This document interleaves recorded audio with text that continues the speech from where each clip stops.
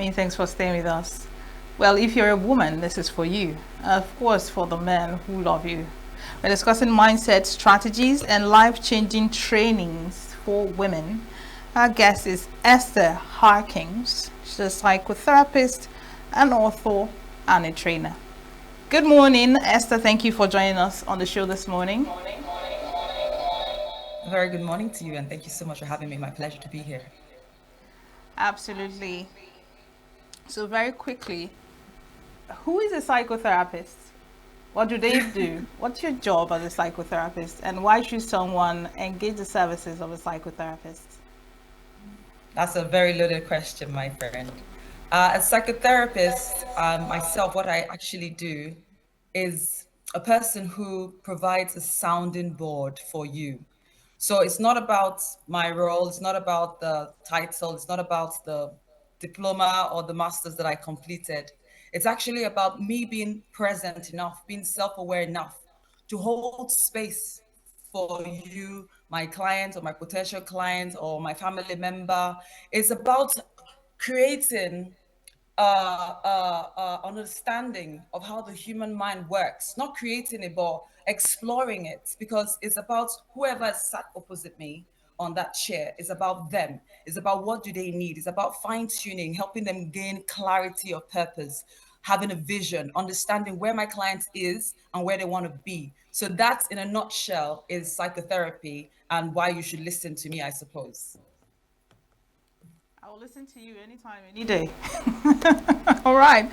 So tell us why is it that it's really important for a woman to have mindset shifts and changes towards her development as a woman and as a mother, worker, whatever category she finds herself.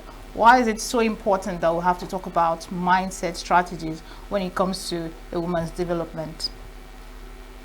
Now, the beautiful thing about the question you just asked is everything stems from our mind.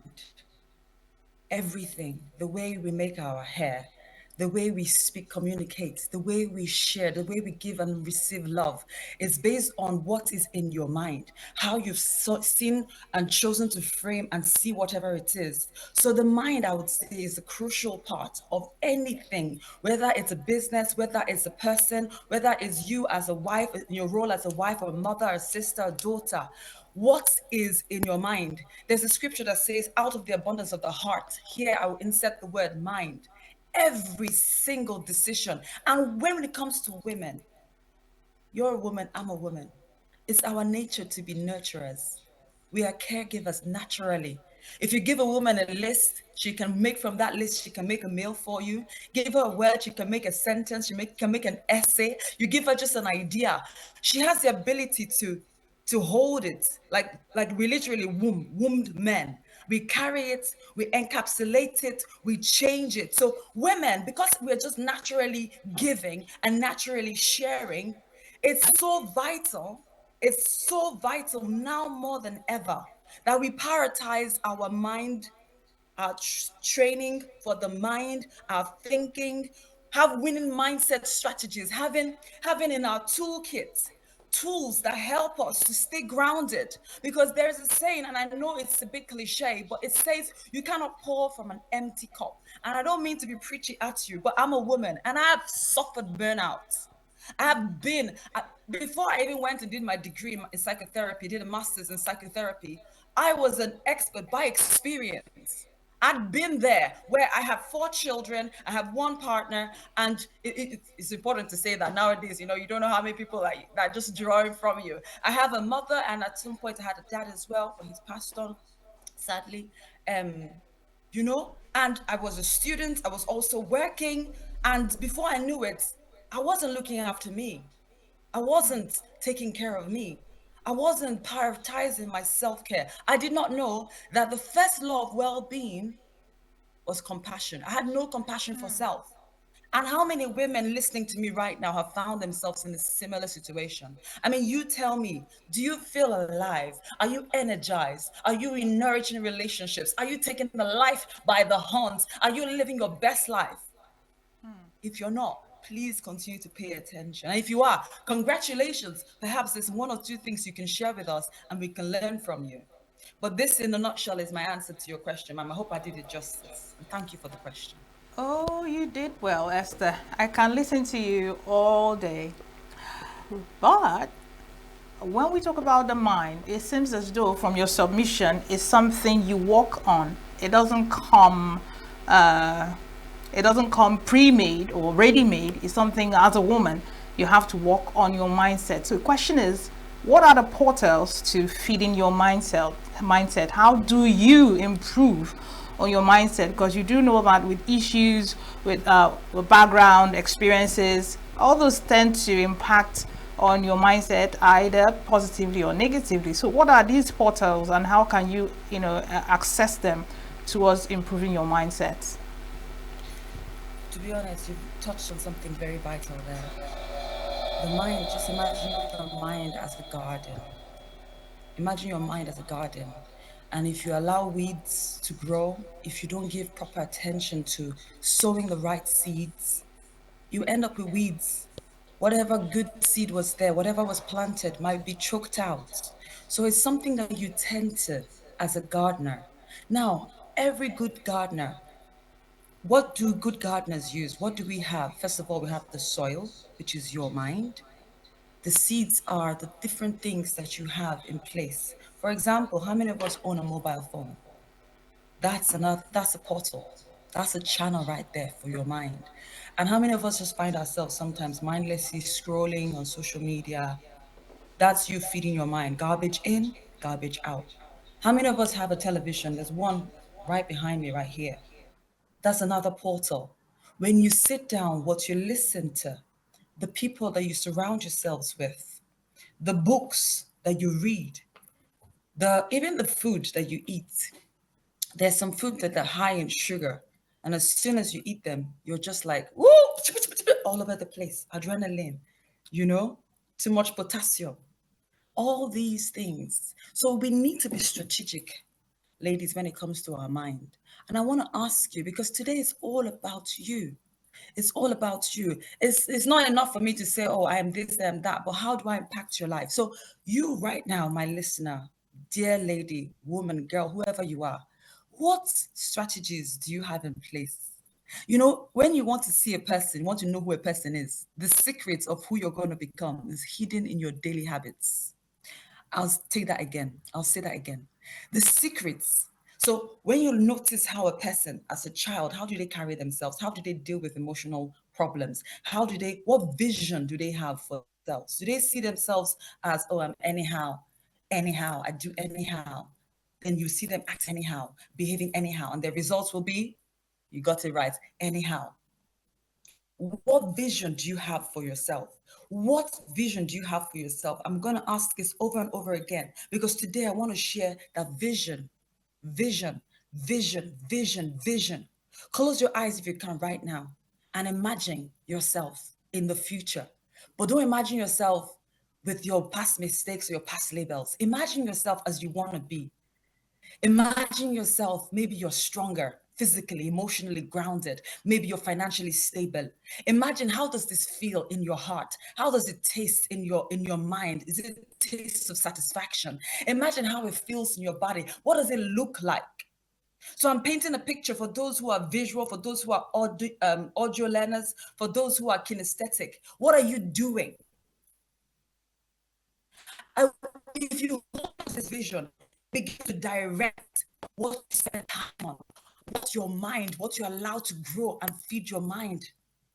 Do you know, for example, if you realize that I'm a person of purpose, you won't have time for petty arguments. You won't have time to be involved in gossip. You won't have time to give energy to things that do not energize you, things that do not nourish you. You won't have time to be wasting time. Do you know how many hours on average we spend on entertainment compared to how much time we spend in educating ourselves? Back to the mind as a garden. You need your soil. That's the mind. You need fertilizer. You need the right seeds. So my challenge to you is from today, begin to think, what am I putting in my mind? How much time do I commit to self-care? How much time do I commit to being reflexive as a practitioner? It's so important to not just be reflective, like thinking about what you've done, but even in real time, how am I responding? What am I giving my attention to? Because where attention goes, that's where your direction will follow. That's where your energy will follow. The difference between having a life that drains you or a life that nourishes you is your focus. Your mind is a garden, and you are the gardener. You have that power to dictate what data you are focusing on. What are you allowing? You can use things like scriptures, helpful books. Oh my goodness. You know, the books might just cost you $25 or £25 or 25,000 naira. But guess what? In them, a life that people have gone through that cost them so much more. The mistakes, the examples, and just by buying a book that you have forever and you can make notes on and you can pattern your life and you can learn from their mistakes. And from that alone, you are able to channel your life. So many worthy things to talk about, ma'am. Thank you for giving me the opportunity to just share. Your mind is the garden. You are the gardener. What you put in is down to you. What you bring out will be a result of what you put in. The focus gives direction. Thank you, ma'am. I hope I did that question justice. Thank you. Question. And a young girl is listening to you. Could be a young girl. It could be a young mother. It could be someone in her middle ages. And she's like, why didn't someone tell me this before now? And she's like, I'm willing to go on this mental journey. What do I need to do? So what would be your advice? What would be a 3 or 5 steps advice you could give to this person to just nudge her towards the right direction for self-improvement?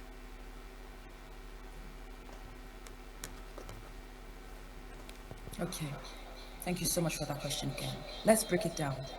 3 to 5 step advice for a young girl who wished she had heard this earlier on. First thing I want to say to you, young lady, it's not too late. Today can be your morning.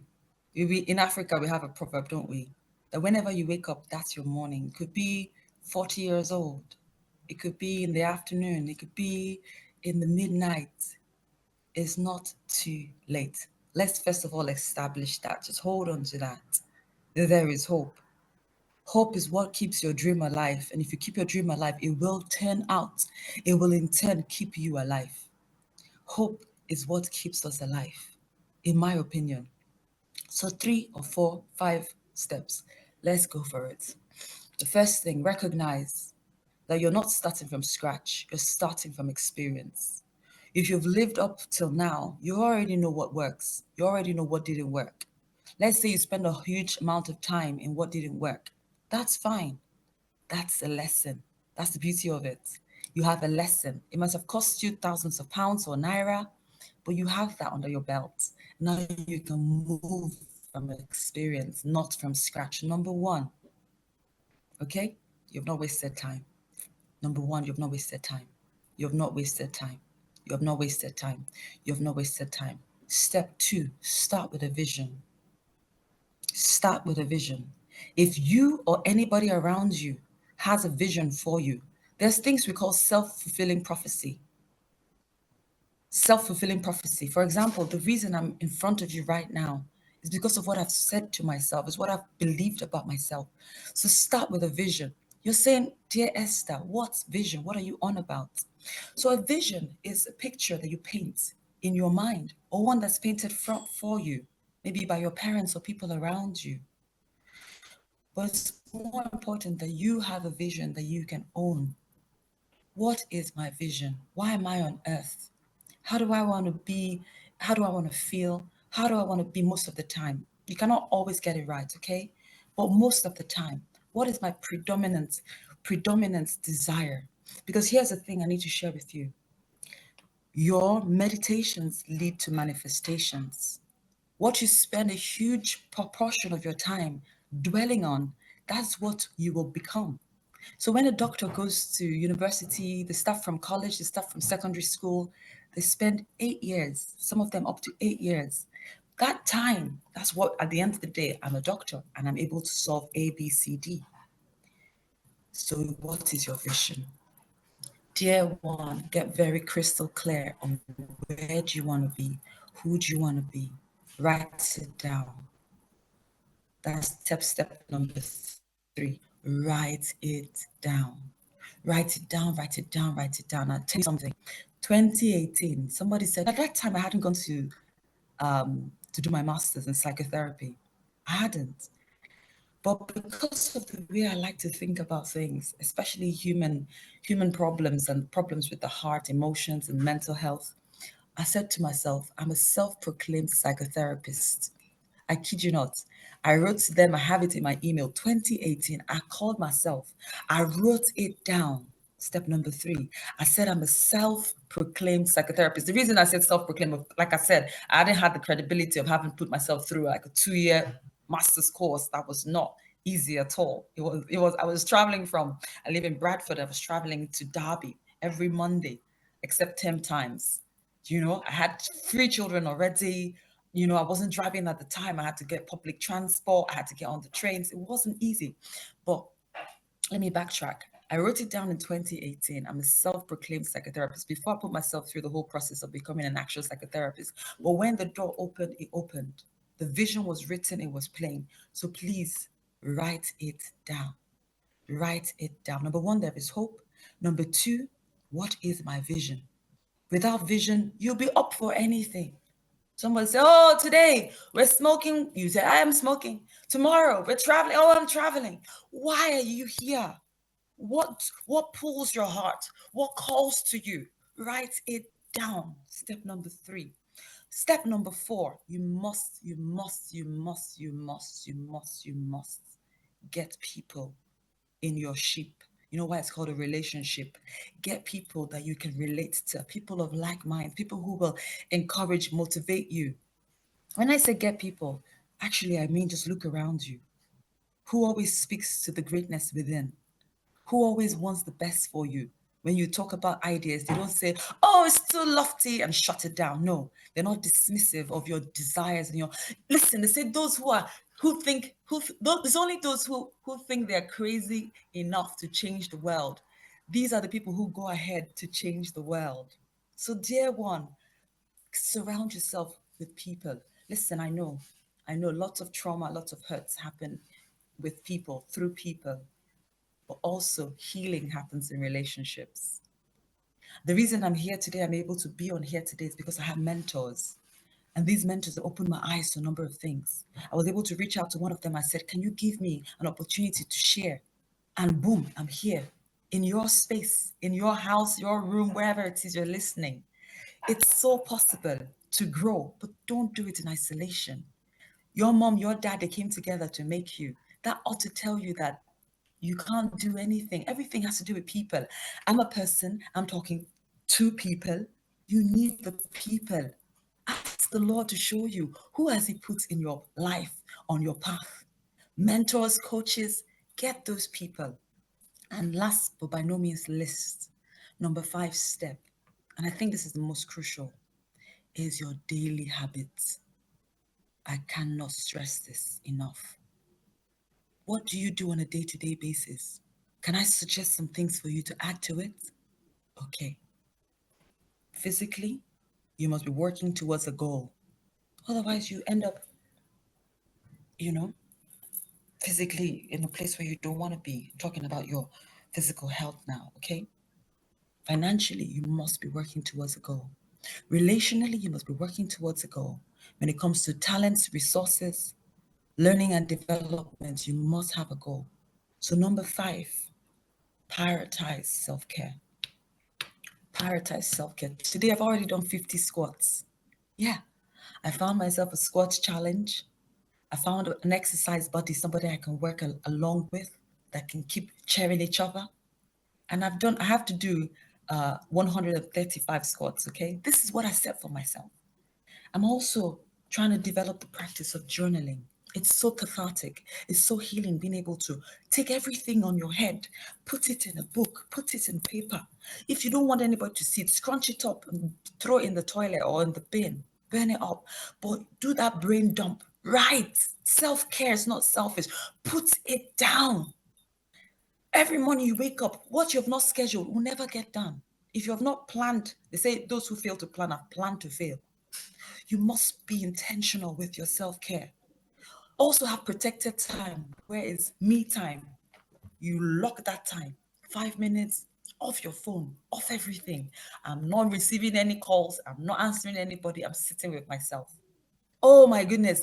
How, even if you have to go and have someone do your nails, not because you want to look like, oh, I'm all like, oh, I'm so beautiful, amazing. Do it for you. If you're doing your powder, washing your face, exfoliating, hey, do it. And as you're doing it, remind yourself, oh, I'm worthy of love. I'm worthy of respect. Oh, I'm a beautiful person. Not just because of the outside, but this has to come from inside. Remember, it's the heart that determines everything. So with these 5 points of mine, I hope that the next time I'm here, I hope that you'll be writing to me and telling me, hey, Esther, by the way, I took your advice. I started looking after this and that. I started loving on myself. I have mentors and coaches who are keeping me accountable. I have a vision and I'm going to hit my vision. I'm going to feel it real. I'm going to practice. I'm going to do, because see, just to wrap up this part of the questions here, it doesn't matter how talented you are. See, the graveyard is full of wealth. There's so much wealth in the grave because people have died with books that they did not claim. So it will be a waste of your 20 minutes, 30 minutes, however long this is, if at the end of it, you don't do anything with it. Like I'm saying, it's not because you're talented that makes you special. It's that you took that talent and did something with it. Discipline. So after everything that's been said and done, make sure at the end of the day, even if it's one thing, oh, I will look after myself. I will try to remember to practice. I will have those coaches. I will look for any program, people who are like-minded. Practice, practice, practice. Practice, practice, practice, please. Practice, practice, practice, practice, practice, practice. Sing it, practice, practice, practice. That's how you get good at anything. Discipline of practice. Thank you so much, ma'am, again for the opportunity to answer that and highlight those points of view.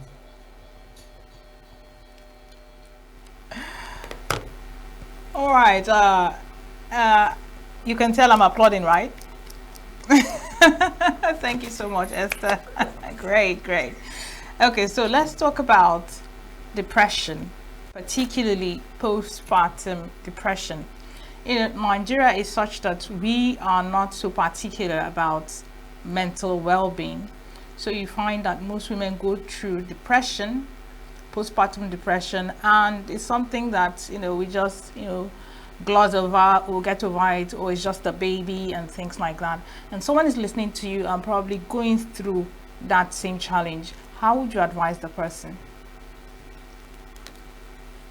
First of all, if you are going through depression, especially postpartum depression, my heart goes out to you.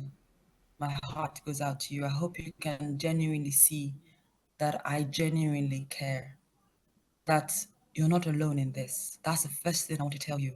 There are many of us. Yes, I said many of us. So my heart goes out to you. And I want you to please do not suffer in silence. Perhaps you're around people who say, your own is too much. You're not the first person to have a baby. No, no, no, no, no, no, no. Silence all those voices, all those naysayers, those who are not relating with your current pain. And know that there is hope at the end of this tunnel. There is light at the end of this tunnel. I think I was depressed for 10 years. 10 whole years. I did not even know. I did not even know. I had my first daughter about 15 years ago. And it was in 2018 thereabouts. I believe it was. At that point, she was about 8 years old. And I was like, huh? It doesn't scream at you. You might still show up for things. What happened was I found out I started to seclude myself. So even before COVID, where you had to stay home, I was already staying home. I stopped sending her to school. I started homeschooling. Even to go out shopping, I'd stay in my house and order my shop from outside. I don't even know how I was able to survive those periods. It wasn't 10 years I was at home, but I came to the realization after 10 years of being depressed, severely depressed. You're going through depression, just know that you're going through. This is not a label. This is not the be all and end all. This is not the end of you. If I can be here right now on the other side of my depression story, there is hope for you, but you need to speak out. You need to speak out. I know that there's a big stigma around mental health, but it's so real and so common. Just many people are very good at plastering, covering it up. You know how, have you seen those extreme makeovers? Somebody will have, like, in the beginning, they're looking so horrendous and all these marks on their faces and their mouth and their teeth. And then they just do boom, boom. Next thing you see them looking amazing. People got so good at masking because they don't want to be labeled. But you're not less of a human. You've carried a human being. You've had all that build up, all this, the hormones and everything else that goes with being pregnant. And now you've given birth, and it's like you've gone from up and you've just crashed. Don't deny what you're going through. Don't try to be brave. Don't try to be like, yeah, I'm all right. But inside you're suffering, you're retreating, you're withdrawing. Acknowledge it. It takes its power away from it when you acknowledge that this is what it is. And there's something that helped me when I was going through depression. It was so hard. It might sound so simple, so common, but I dare you to try this. Sing. Yes, you heard me. Singing. You see, music doesn't matter, whatever it is that's your song. Find your song and sing it. You don't even have to have a great voice. You just have a voice. You might be off rhythm or off tune or whatever. Just sing. Sing. Time will not allow me to go into all the research that has been done about what singing does to a human soul. It breaks so many barriers. You will come out of it. What song should you sing? Whatever song you like. If you're a believer, you want to worship, sing. You want to hum, sing. Sing. And you will break out. Okay? And lastly, get help. Get help. It's only a strong person who can recognize that I need help. The weak ones, they're full of pride. They never say anything. They just keep it in until it overwhelms them. So get help. Thank you. Thank you, ma'am. Thank you for the question. You got this.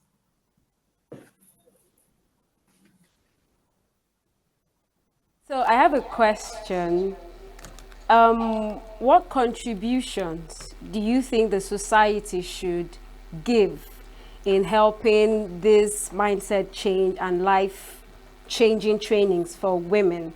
How should the society, the church, contribute to improving the life and welfare of women? Before I ask my second question. Wow. That's a very loaded one. And thank you. Just even being able to think that what can we as a collective whole do to support people. I applaud you for that question. And I want to phrase this question back to the people who are listening, especially if you have any kind of sway or you have any kind of influence. What can you do? What can you do to break down these barriers that prevent people from addressing things that are it's so fundamental to human? You are a human being, you're transacting, you're on a relational level. You know, when somebody wears glasses, for instance, let me see if I have any glasses as a prop. It's not uncommon, right? You have lots of people wearing glasses, and it's like, yeah, something is wrong with their eyes. They can't see perfectly. They don't have 20/20 vision. They have glasses on. But when it comes to a part of us, because it's not seen, because it's like invisible, there's so many like, oh, taboo. Oh, this one is not okay. Oh, she's always like that. No, we need to address it. People from the pulpits, whether it's an imam or it's a pastor, a clergy person, a lay preacher. We need to address that human beings, we have emotions. Our hearts can get broken. We can suffer grief, abandonment, rejection, depression, anxiety. These things are as real as somebody who cannot see and needs glasses. I'm using that for an example because it's not as, oh, as I need drip or I need a surgery, but because it's inside us. It seems like it's so, oh, hush, hush, hush. So let us start to own it. The first thing that we can do is be authentic. Have you had any struggles yourself? How have you overcome? Because when we give people this idea of me, nothing touches me, I don't deal with anything, then it creates that false sense of, oh, I'm afraid, therefore I should hide because I should cringe because nobody else shows this. Or, oh, I'm going through something, but it's just me. Come on, leaders. You might start with your own self. That's the easiest thing. Michael Jackson sang a song, I'm starting with the man in the mirror. Ooh, I'm asking him to make a change. Start with what struggles have you? Because there's no human being alive who has not had any emotional, even if it's just heartbreak. And emotional, when I say emotional, I'm talking emotional and mental because it's your mind you use to make sense of what you're feeling. So it's all connected. So let's break the stigma.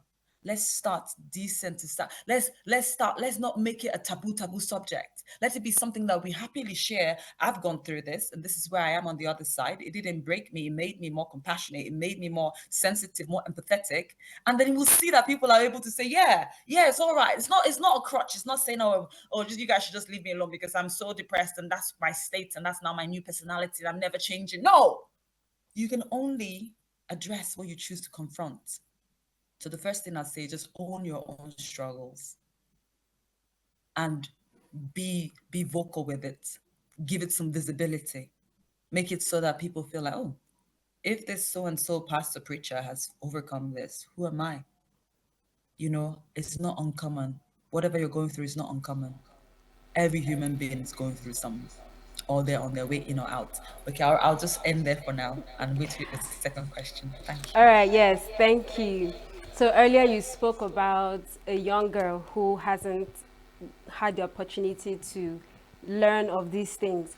Now I'm asking from the eye of an elderly woman, say 50, 60, 65, who has lived her entire life for her family, but suddenly realizes that, okay, I need to do something for myself. I feel like I've given so much, but I haven't gotten enough as I deserve. But she's not so inclined to, or maybe she can't afford the books. She's not so inclined to the internet or the other mediums you mentioned. Where do you think such person should start from? Yes, we know the, for an example, let's say my mother, and she's in her late 50s. But sometimes there is this uncertainty of, what do I do? She's not into makeup, she's not into hair, she's not into all these beauty things, but she wants to learn a skill. Are there training programs organized to help women express themselves more? That's, oh wow, another loaded question. Where, how'd you come up with these questions? That is remarkable. Okay, so mommy, whoever you are, who you've spent all your life just giving, we applaud you. We applaud you. We applaud you. Maybe now the children have grown up, they have their own lives, and you're like, oh, I need to prioritize my own well-being and I want to grow myself. I'm not techie savvy. I'm not going to be online. I'm not into beauty or any products or all these self-care things that have to do with body. How can I grow? So let me call a number of organizations that I work with. One of them is Ebony Ambassadors. You can Google that as well. I'm their project manager, Ebony Ambassadors. And it's an empowerment, a global empowerment initiative where even over 55s, you can come online, you can come in person. Actually, in person might be a bit of a trek. But yes, there are programs. Ebony Ambassadors, life improvement consults, okay? Because it's not even just about, I want to improve myself and I have to do a certain thing. It's more about, what do you want to do? It might be hard to dream again after all these years of putting others first. But you, dear mama, what do you want to do? Where do you want to be in the next 5 years? Is there a new language skill that you want to learn? Is it something physical, something technical? What outlets are there around you that you can submit to? It's never too late to learn. So, what do you want, mama? That's my first question for you. You've poured out, and now you're done with pouring out. But maybe that habit is still in you. You're still looking for, who can I fix? Who can I help? Who can I nurture? How about we bring that attention to you now? What do you want to do? Do you want to learn how to draw? I might not know off the top of my head all the organizations. You can search them. But then if you're not good with computers, actually, if you want, you can write to me. Is that okay to let the people know they can write to me? And I can give my email address. And any way that I can signpost you, I'll let you know. Is that okay?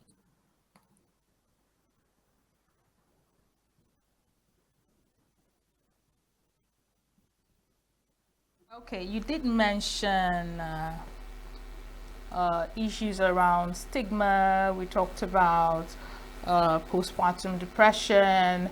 There's still another issue, plaguing women, especially on this side of the divide, and that will be the issue of sexual abuse, rape, gender-based violence. And given the fact that women don't speak out, I'm sure you're aware of that, especially in Africa, we don't speak out for fear of being stigmatized. Yet a young girl is going through sexual abuse, maybe with the husband of the woman she's living with, all the whole, issues around sexual abuse. How would you advise this young girl? How would you advise her to escape this and to heal afterwards? What are your thoughts? First thing I want to say, baby girl, and look, I'm just going to lean into this camera. I'm so sorry you are going through what you're going through. My heart breaks for what you're going through. And I'm not saying this lightly. I'm not saying this lightly. It seems every topic that we are talking on today, I've gone through it myself.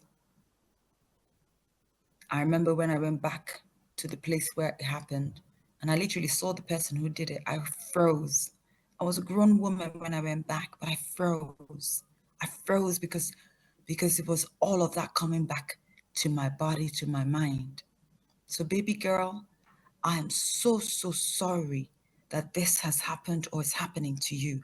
I cannot tell you how annoyed, angry, how infuriated it makes me feel. But here's what I want to say to you. You are worthy. You are worthy of love and compassion. You do not deserve what you're currently receiving. This is not right. I know in Nigeria, it's not a big thing people broadcast, but I went through at age of 5. That's the first time it happened to me.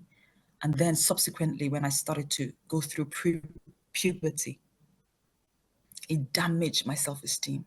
It damaged what I thought I'm worthy of. It made me change what I know how you're no good. People like Joyce Meyer have talked openly about what they've gone through as well. But currently, you're still in that place.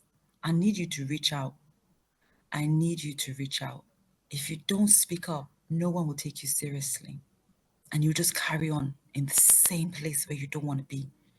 I need you to find, if not myself, and in a moment, I'm sure I'll be able to share my email address. I hope I'll be able to.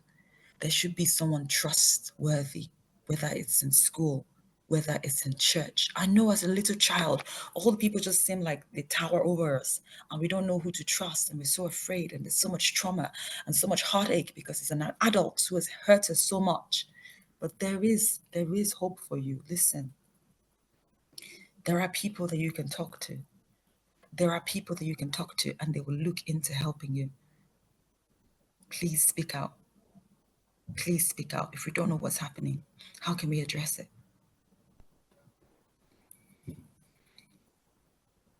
Wow. Can you tell the emotional The atmosphere is intense. Yes, it's intense. Thank you so much, Esther. So here is the question for you. Earlier on, when you were making your submission, you talked about an exercise buddy, and it kind of like triggered a question for me, and which I'm going to pose to you. How essential is it for a woman to get someone who is to her an accountability partner? She has decided to take this journey. She has listened to you. She has taken notes of the steps to take. And you know how human beings can get, especially when you begin to get distracted by other things. how essential is an accountability partner, someone who will stay at the sidelines and just urge you on and on, someone who will pull you up when you're feeling down and things like that? And how can one get an accountability partner? What qualities do you need to look out for so you don't get the wrong person, you don't get the wrong the square peg in a round hole? What a question, and thank you so much for that. Now, ladies, girls, I believe this question is important for you because you want to grow, you want to broaden where you've been, but you can't do the journey all by yourself. Not everyone go. This is why an accountability partner is relevant, is necessary. Now, how do you know who is the right person to approach? How do you know who is the right person you can trust? I'll let you answer that. But here are some things I can tell you to help you figure it out. It's the same thing as picking a friend. Some people are very superficial. They might go to somebody who is all there, oh, check me out, and this and that. Or you want to look deeper. Do these people talk bad about other people? Do they say what they mean and mean what they say? Do they have integrity? You need someone with integrity. You also need someone with space. Some people are so busy. They're pouring in here, pouring in there, pouring. They have 1,000,001 projects on at any given time. That's a no-no. Because to be honest, some people actually are high functioning and they will be happy to include you as one of their projects because it's already a nature in them. It's a habit they've perfected, getting things done. And you will be one of those things that they ensure gets it done. But I'll ask you to look within. In your circle of family or friends, look within. So how I found my body was my pa passed away. He sadly passed away. He had cancer. And because he passed away and he had cancer when he passed away, due to cancer. So when I found out that they were raising money for cancer, they said, oh, do 100 squats and get people to sponsor you. I signed up. They gave me the t-shirt, they gave me the badge. I signed up, they set up the Just Giving page. That was how they started it. But this is how I found my accountability buddy, my exercise partner. He was somebody that I'd met at a networking event for like-minded people, creatives and people in the well-being industry, right? So I was there, he was there. He works with people with, against suicide prevention for men. And I work in the same field, and so we got talking there. We exchanged information, like, his number, my number. And then when I started this squat challenge to raise money for Cancer Research UK, he came alongside me, making sure I'm doing my squats every day, because it was 100 squats every day, 30 days in the month of August. And he also donated. So this is not just somebody who is cheering me on. He put his money where his mouth was. And he also gave. So the whole money went to Cancer Research UK. So I didn't get any of it. I didn't even get to see it. And that's how, from there, after the whole month in touch with me, he came back and said, what are you doing now? I said, you know what, let's go back to the squats because they were really meaningful. And now we're on day 12 or day 13. This is 2 months later. This is how my exercise or my accountability buddy found me. But in this situation, if you're finding them, you have to be intentional and strategic. Who is doing what you're doing? Who is doing what you're doing currently? Instead of being so odd and afraid and like, oh, I can never be this, can you go close to them and make a friendship and ask them, say, can we do it together? Can we go running together? I see you run every day. Can we go gym together? I see you go gym every day. So notice, be strategic, and have the ask.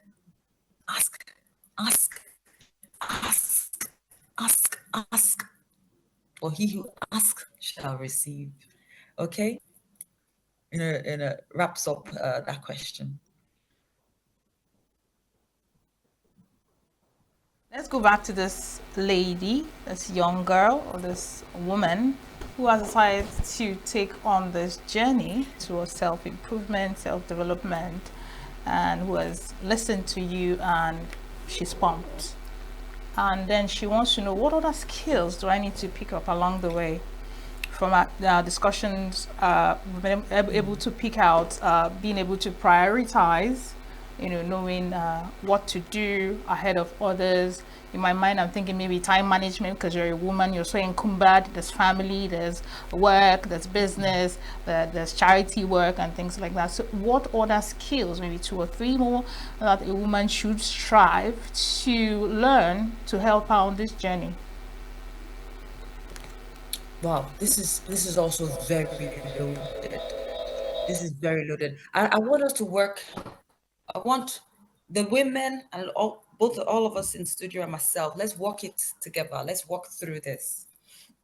Okay. The first thing we already established, you must have a vision. This is paramount. Without this vision, you're not growing anything. You're literally just beaten. There's like boxer who has no focus. You're just punching air at this stage.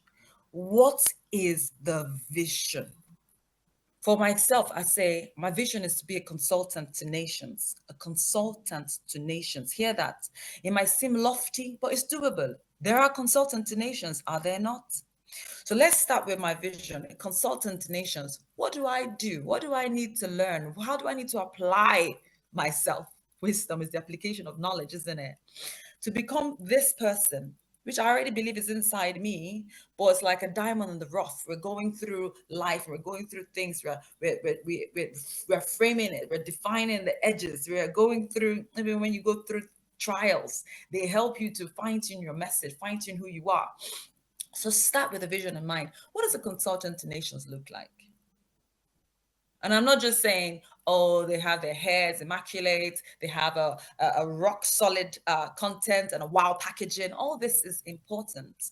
But my sister just asked us, say, what skills do you need? The first thing, as you rightly said, apart from mind management, is management of time. And I would like to echo that. If I'm a consultant to nation or a future consultant to nations, I don't have time just being everywhere. Everybody will not be my friend. I'm not open to receiving data from every source. I'm not reading or watching everything. I will be applying myself. I will be joining courses to help me with public speaking. This is because of where I'm going, right? So if you want to be a singer, you will be applying yourself to voice or vocal learning or vocal. You want to be an artist, you'll be applying yourself to those night classes or day classes. Start with your vision. That will determine where you put your time, because time is the currency that we work with on this side of eternity. Time is, so if a person lived for one day, that was their life. That was the time they had, 24 hours. If they live for 40 years, this is how your life is measured in time. So you will start with the daily habits. Every single day, look at your habits. I say we're walking this together. We're walking through this, yeah? What habits can you imbibe to what you're currently doing? So for example, I brush my teeth every day. I know that some people might not do it every day, but I brush my teeth every day. And from the research I did, I meant to brush for 2 minutes. Okay. So when I did my 50 squats earlier on, guess what I was doing when I was counting? Guess what I was doing when I was brushing my teeth? You guessed it. I was doing my squats. So doing squats is not something I naturally would do. I don't naturally do squats every single day, but because I have a goal, which you know what squats do to your whole body, right? I have that goal, and now I'm embedding in simple things like brushing my teeth. Everybody, I don't know who doesn't brush their teeth. That's why I'm starting with something really basic. It's not like you're doing something strange or different, because that one you have to go through so many limitations of the mind to start to break into a new habit. It's so many things like, oh, when will I find the time? Whilst brushing my teeth, I hashed out my 50 squats. I still have 85 left, right? And I will find the time. Maybe after having my next meal, I'll do my squats. Or whilst watching a program, I'll do my squats. Maybe I'll go back and watch this and do the rest 85. So in your daily practice, start embedding whatever it is that you have arrived at. So we're working this together, right? Because I don't know what your goal is. I don't know if you want to be the next Whitney Houston or a consultant to nations like myself. I need to give my own time to application. I need to study. Almost every day, I spend 5 minutes reading something. I don't care what it is, but I'm building that consistently. I'm challenging myself to speaking engagements like this one, because a consultant to nations needs to know how to speak clearly, needs to know how to be grounded, to relate to people, needs to know how to open doors for others. Because how am I going to get to the nations if I just stay in my bedroom and watch Netflix for 10 hours and just eat and eat? No, I have to physically, sorry about that. I have to physically apply myself. So this is what I would say. Find out what you want to do, what it is that's your vision, and then what tips, what skills, what habits can you build into your already established pattern that helps you to get to where you have to be, whether it's public speaking classes, money management courses. I want to do one of those as well. Anything at all. Thank you so much for that. I hope I did it justice. Yeah, thank you. So in 2 minutes, help me clear this. Okay. We've been speaking on a young lady who wants to get on with the whole improvement of mindset and lifestyle. Now, she gets on with this, the writing, the classes, but she fails. She finds herself failing. How do I, or how does she handle failure and disappointment so it doesn't like entirely ruin the purpose of why she's doing it? That's a very good one. A part of me to just set a timer. When someone gives me a task, I'm putting 2 minutes on my clock. Okay. In 2 minutes, guys. Okay, I have 1 minute, 55 seconds. All right. We're talking about dealing with rejection, dealing with adversity, dealing with failure. Let's call it what it is, right? And this is where mental resilience comes in. You've applied yourself. You've gone for that acting role, but it turned you down. You put a lot of investment, you put a lot of money, you put a lot of effort, a lot of time, a lot of heart into it, but you failed. What do you do? How do you come back from that? How do you not let that one moment define you for the rest of your life? How do you use this instead of it to be a setback? You use it as a platform for your next comeback. How? This is the question. And that's what I'm asking you at the same time. Do you know Abraham Lincoln? He's one of the presidents. Do you know how many times he tried? I'm not talking 1, 2, 3, 4, 5, 6, 7, 8, 9, 10, 11, 12, not even 50 times he tried. We're talking up to 100 times. It's so easy because of pride. Do you know I almost gave up on my master's program? Let me be honest with you. Because by the time I was doing my master's program, I'd already written 3 books. Check me on Amazon. I'm an author. Life Improvement Consult, the name of my company, authored books on relating with human beings, on emotions, on relationships. And I went to university. It's a master's program, right? I've already done my BSc. I'm already an author. I'm already published. I'm already living life and enjoying success in my field, knowing that I'm a consultant to nations, so that's where I'm building myself. And then I went to university and they're giving me scores like 55. What? I was insulted. The audacity with everything that I believe that I know about human mind and how to make change. And I was getting that. Of course, I wasn't happy. And I almost quit. My pride could not handle it. And my time is up. But my friend always says, this is just wrapping up. She says, it's the person who give up and messes up. Oh, she says it in broken language, and I don't want to speak broken language here. So now him will give up, mess up. So if you give up, you mess up. You're not starting from scratch. You're starting from experience. Keep going. Not until you win. Then you can now rest. Thank you, ma'am. I can tell you this for free. This lady, this girl listening to you isn't going to give up. Not after listening to you say all you had to say. Yes. So thank you so much for coming into our space. Once again, we enjoyed thoroughly the conversation we had. God bless you and good luck in your endeavors. Thank you. I hope to see you again. Thank you so much for having me. My pleasure. Thank you to everybody else too. All right. Okay, New Day continues after now. Don't go anywhere. If you enjoyed this interview thoroughly, best to know that the one coming after now will be more interesting. So do stay with us.